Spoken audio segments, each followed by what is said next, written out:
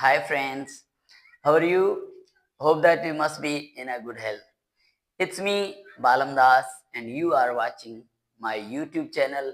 Learn with Balam. Friends, if you are new to my channel, please do subscribe my YouTube channel as you don't miss any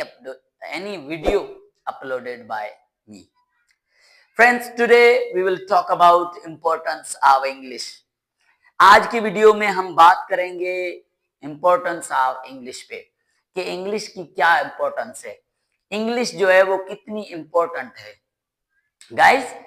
as we all know that English is an international language and is spoken all over the world.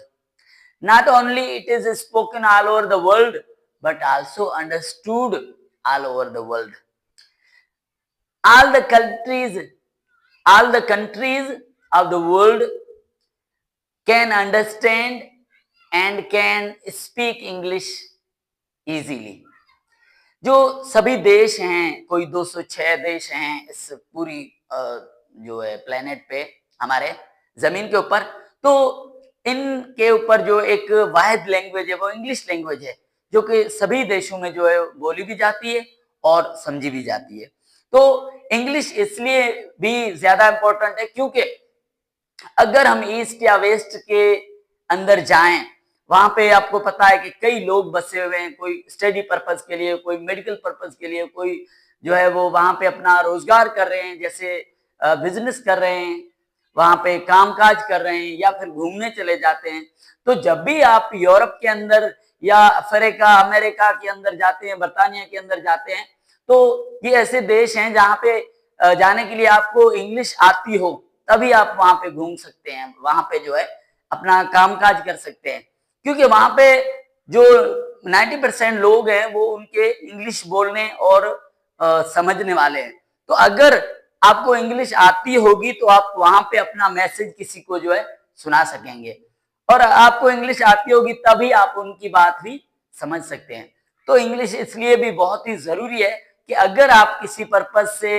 या picnic के programme से east या waste में चले जाएं, तो अगर आपको इंग्लिश आती होगी तो आप अच्छे से अपना पिकनिक या अपना ट्रिप जो है वो घूम फिर के वापस आ जाएंगे। उसके अलावा मैंने पहले भी कहा कि अगर आपको वहां पे स्टडीज करनी है, अगर आपको वहां पे बिजनेसेस करने हैं, तो फिर ये जरूरी है कि आपको जो है इंग्लिश आती हो।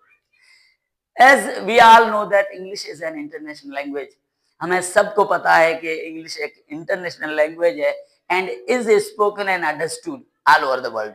और ये सारी दुनिया में बोली और समझी जाती है। तो अगर आपको इंग्लिश आती होगी तो आप जो धरती पे जो भी कंट्रीज हैं उनमें भी किसी भी कंट्री में जाकर आप घूम फिर कर या फिर आप वहां पे पढ़ सकते हैं, आप वहां पे जो है कोई बिजनेस कर सकते हैं। तो उसके अलावा देखिए, इंग्लिश इज नॉट ओनली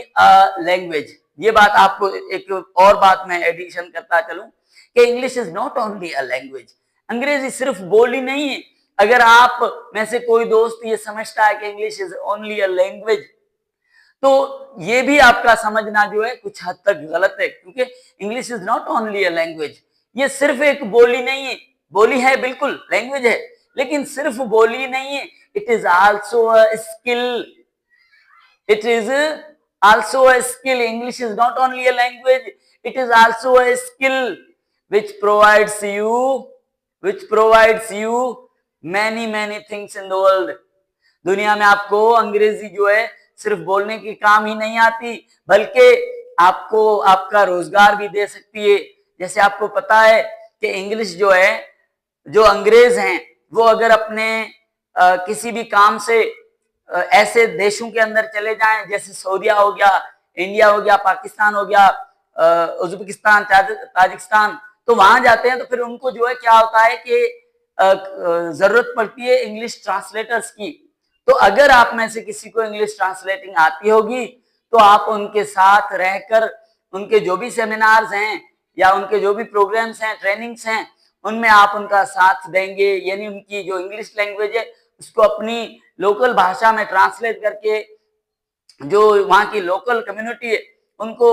अंग्रेज का मैसेज डिलीवर करेंगे, तो इससे भी आपको जो है अच्छी खासी अमाउंट मिल जाती है। मैंने कई देखा है, कई लोग हैं कई अंग्रेज हैं जो ईस्ट या वेस्ट से आते हैं, फिर ये जो एशिया के कंट्रीज हैं जिनमें जो है वो इंग्लिश बहुत ही कम बोली जाती है, जहाँ पे लोकल लैंग्वेजेस बहुत ज्यादा हैं, तो वहां पे अंग्रेज क्या करते हैं कि जो एजुकेटेड लोग होते हैं वहां के लोकल, जैसे इंडिया पाकिस्तान के, तो उन्हीं को चुनते हैं, फिर वो उनकी लोकल लैंग्वेजेस में ट्रांसलेट करके उनका मैसेज या उनकी जो भी बात है वो लोगों तक पहुंचाते हैं, तो फिर उनको भी एक जो है अच्छी खासी अमाउंट मिल जाती है उस ट्रांसलेशन की। तो इंग्लिश को जो है कोई भी प्रोफेशन वाला दोस्त है हल्के में ना ले, ये ना सोचे कि भाई अब मैं तो एक बार्बर हूं, जैसे एक मैं मिसाल देता हूं आपको, कोई बार्बर दोस्त है और पढ़ा लिखा है, तो वो ये नहीं सोचे कि यार मेरा तो काम है ये बार्बिंग करना, अब मुझे क्या है इंग्लिश में। उनको भी इंग्लिश सीखनी चाहिए, क्योंकि जो है वो बार्बर भी कभी ईस्ट या वेस्ट अगर घूमने भी चला जाए तो उसको जो है परेशानी ना हो।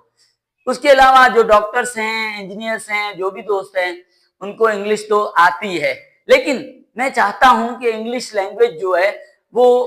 As a skill, as a language, दोनों तरीकों से आप लें और इसको जो है अच्छे से सीखें, ताकि अगर आप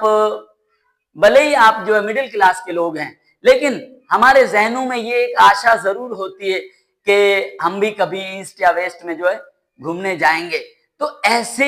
चांस मिलने पे, ऐसा अवसर मिलने पे अगर आपको इंग्लिश आती होगी तो फिर आप जो है ईस्ट या वेस्ट में आराम से घूम सकेंगे, वरना क्या होगा कि आपको